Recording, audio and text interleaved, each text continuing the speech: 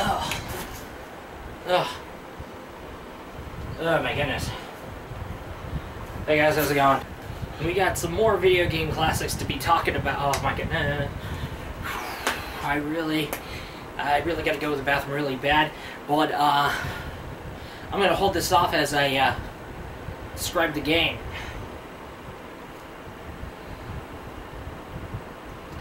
So, yeah. When I get to the whiteboard, I'll probably do it. I'll probably scream loud through the door. Bear with me here. Anyway, yeah, where was I? Okay, I'm gonna hurry up real quick. Alright, so this game has been, it's been a part of my childhood. Back in the days where I actually played Sega Genesis, and however, it was, my most played game when I used to play Genesis as a kid. It's been passed on to family generations. However, it's a Genesis collector's, favorite, yeah, it's a Genesis collector's favorite, and yeah, it's a great classic, and yeah, and this Ariad wants me to review it because hey, it kind of defined Sega Genesis history, and yeah, let's go ahead and talk about it. And I am, of course, talking about Castlevania Bloodlines. Yes, that's right, ladies and gentlemen, Castlevania Bloodlines. It was a Sega Genesis exclusive. And, yeah, let's go to the whiteboard and see what we know. Castlevania Bloodlines is the only game in the Castlevania series on Sega Genesis, and is one of the few Konami games on the Sega Genesis alongside Rocket Knight Adventures and Contra Hard Corps.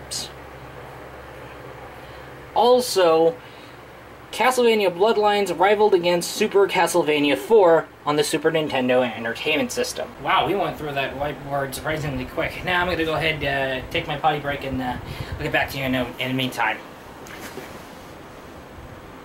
Actually, no, I'll finish it. I can hold it in longer.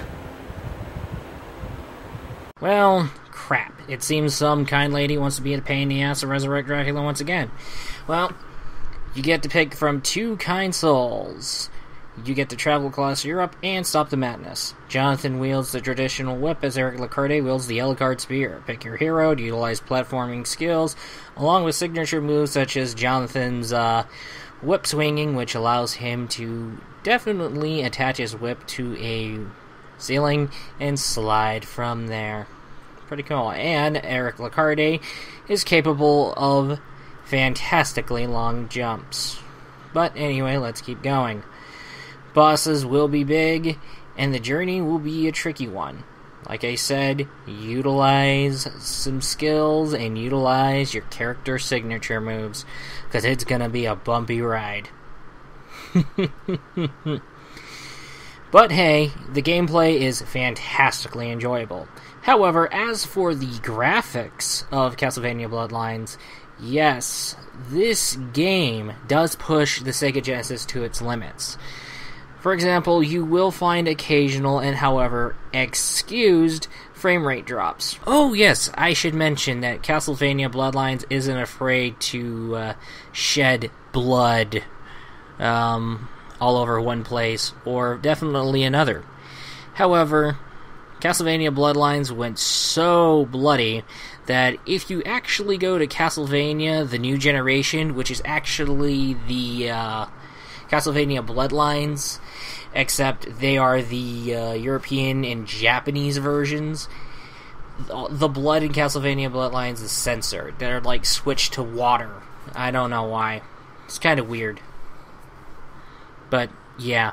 But however, no matter which version you pick, the design of Castlevania Bloodlines will still galore and will, of course, push the Genesis to its beautiful limits. Anyway, let's get going with the music. You do have some kick-ass 16-bit music orchestrated brilliantly. So goddamn brilliantly. And, yeah, my favorite background music is the Stage 4 music. Anyway, Castlevania Bloodlines, aka Castlevania New Generation, and regions outside United States. It's so much of a cult classic of the Castlevania series.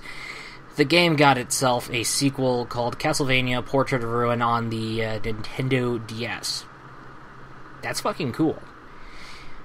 And yes, some of the music from Castlevania Bloodlines did carry over to other Castlevania titles like Castlevania Circle of the Moon and, of course, Castlevania Portrait of Ruin. Yeah. They're done, they're remastered beautifully. It's so damn good. However, if you own a Genesis, if you are a dedicated fan of Castlevania, this is the game you should definitely hunt down, and it is definitely worth the hunt. Trust me. Once you get this game on, play it to the end, and you're gonna love it. Trust me. This game is the one that I really enjoy a whole lot alongside Castlevania Symphony of the Night.